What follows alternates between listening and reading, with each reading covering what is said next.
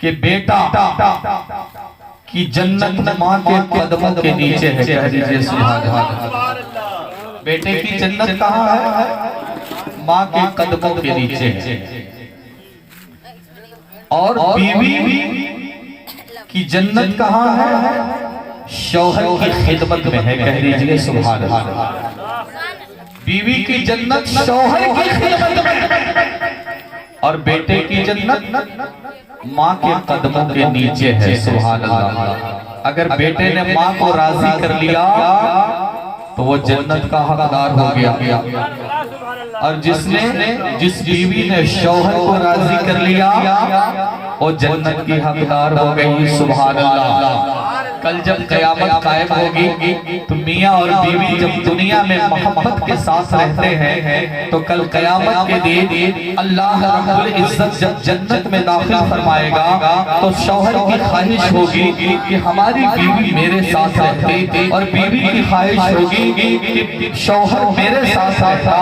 عزیزان گرامی، تو اللہ رب العزت کل قیامت کے دن بیوی اور شوہر کو حسن محبت کی بنیاد پر، حسن عبادت و ریاست کی بنیاد پر جب دونوں کو جنت میں ڈال دے گا تو دنیا میں بیوی کالی کلوٹی بھی ہوگی تو کل جنت میں جب وہ بیوی داخل ہو جائے گی تو حوروں کی طرح چمکتی ہوئی نظر آئے گی. اب اس کا شوہر بھی جنت میں داخل ہوگا تو دونوں میاں بیوی حسن و جلال کا پیکر بن کر جنت کے اندر عیش کرتے ہوئے. نعرے تکبیر، نعرے رسالت، فیضان قیادت، نعرے تکبیر، نعرے رسالت. عزیزان گرامی، اور بیٹے کی جنت کہاں؟ ماں کے قدموں کے نیچے.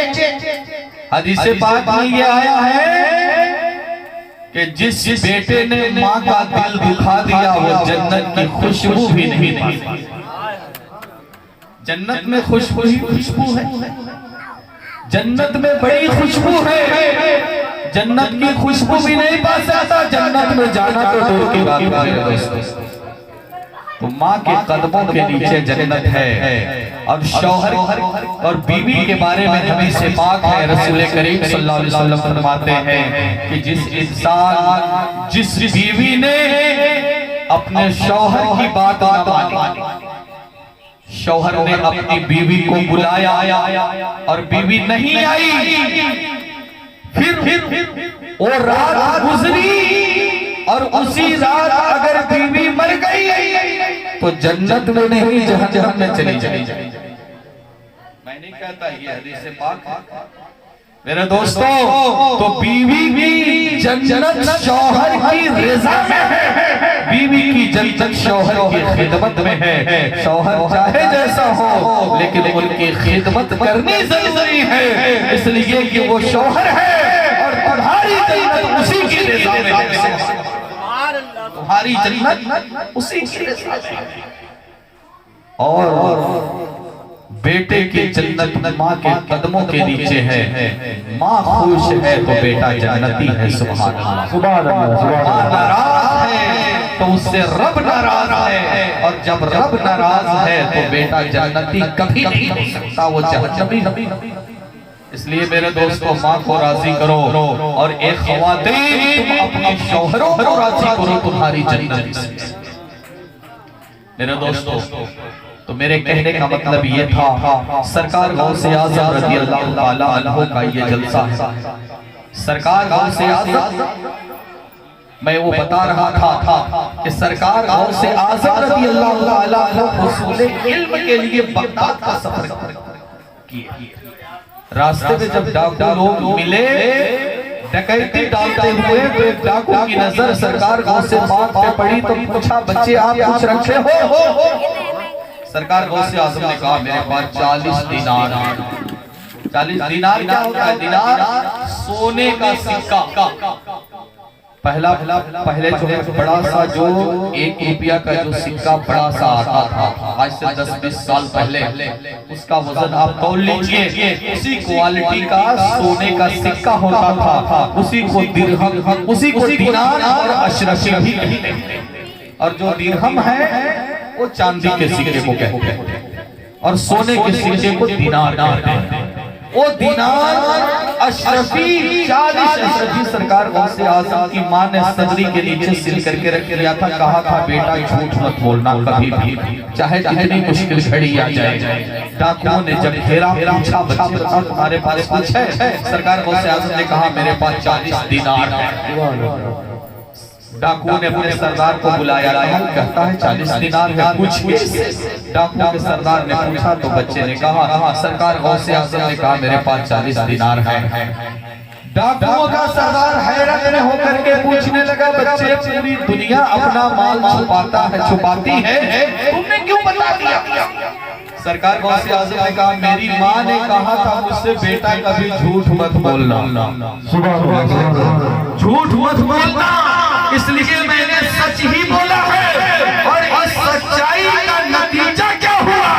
سچائی کا نتیجہ یہ ہوا کہ جتنے ڈاکو تھے سارے ڈاکوؤں نے سرکار غوث اعظم کے ہاتھ پہ توبہ کیا اور کلمہ پڑھ کر سبحان اللہ, سبحان اللہ, کیا بات ہے, سبحان اللہ. میرے دوست, ہم جس کو مانتے ہیں ہمارا جو غوث ہے, ہم جسے پکارتے ہیں وہ میرا غوث سچ بول کر گمراہوں کو راستہ پہ کھڑا کر دیا, سچ بول کر ڈاکوؤں کو توبہ کرا دیا, سچ بول کر کے بے ایمانوں کو ایماندار کرا دیا.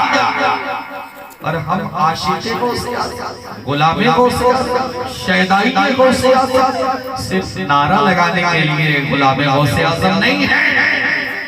غوث اعظم کا دامن نہیں چھوڑیں گے میرے دوستو. غوث اعظم کے دامن کو پہلے پکڑنے کی کوشش کیجئے, اس کے بعد کہیے کہ نہیں چھوڑیں گے. اس لیے کہ غوث اعظم کا دامن کیا ہے؟ غوث اعظم کا دامن کیا ہے میں بتاؤں. غوث اعظم ایک دن راہوں سے گزر رہے تھے, راستے سے جا رہے تھے, ایک نحیف انسان سے ملاقات ہوئی. نہیں بالکل کمزور ضعیف لنگڑا لولہا ٹائپ کا, بالکل ہاتھ پاؤں سے معذور, زمین پر پڑا ہوا. غوث اعظم جب پہنچے تو وہ کہنے لگے یا غوث اعظم آج ہمیں اٹھا لیجیے, میری مدد کیجئے. سرکار غوث اعظم نے اپنے ہاتھوں سے انہیں اٹھا کر کے کھڑا کر دیا. جب وہ کھڑے ہو گئے تو انہوں نے سرکار غوث اعظم سے فرمایا یا سرکار غوث اعظم میں مر چکا تھا, آپ نے اپنے دستے مبارک سے مجھے زندہ کر دیا ہے. آپ نے اپنے دستے مبارک سے مجھے زندہ کر دیا ہے. معلوم ہے وہ کون انسان تھا؟ وہ کوئی انسان نہیں تھا, وہ دین اسلام تھا, وہ اسلام تھا, وہ ہمارا مذہب تھا, وہ ہمارا دین تھا جو مر چکا تھا. سرکار غوث اعظم نے اسے دوبارہ زندہ کر کے اسلام کو پوری دنیا میں پرچم اسلام کو پھیلا دیا ہے. اسلام کی اشاعت پھیلاتی ہے, اشاعت کرتی ہے. آج پوری دنیا میں جو اسلام ہرا بھرا نظر آ رہا ہے یہ کھلایا ہوا گلشن غوث اعظم کا. سبحان اللہ, سبحان اللہ, کیا بات ہے. یہ لہایا ہوا گلشن غوث اعظم کا ہے میرے دوستو. اس لیے حضور غوث اعظم کو محی الدین کہتے ہیں. حی کا معنی ہوتا ہے زندہ کرنا, ہے نا, حی کا معنی زندہ کرنا. محی الدین دین کا زندہ کرنے والا وہ میرے سرکار غوث اعظم ہیں جنہوں نے دین کو زندہ کیا ہے. اور ہم غلام غوث اعظم ہیں کہ دین کے سارے ارکان ہمارے سامنے چلے جاتے ہیں لیکن ہم کسی ارکان سے اپنے آپ کو وابستہ نہیں. اذانیں ہوتی ہیں, فجر چلا جاتا, ظہر, عصر, مغرب, عشاء سب چلے جاتے, لیکن ہم ہیں کہ ایک وقت بھی. میرے دوستو میں کھل کر کچھ نہیں کہوں گا, بڑے سمجھدار ہیں, سمجھنے کی کوشش کیجئے. اکثر جگہوں پہ میں نصیحت کرتا ہوں کہ آپ دین کے راستے پہ کھڑے ہو جائیں اور غوث اعظم کا سچا عاشق اور شیدائی بن جائیں تاکہ آپ یہ دنیا بھی سنورتی نظر آئے اور آخرت بھی سنورتی.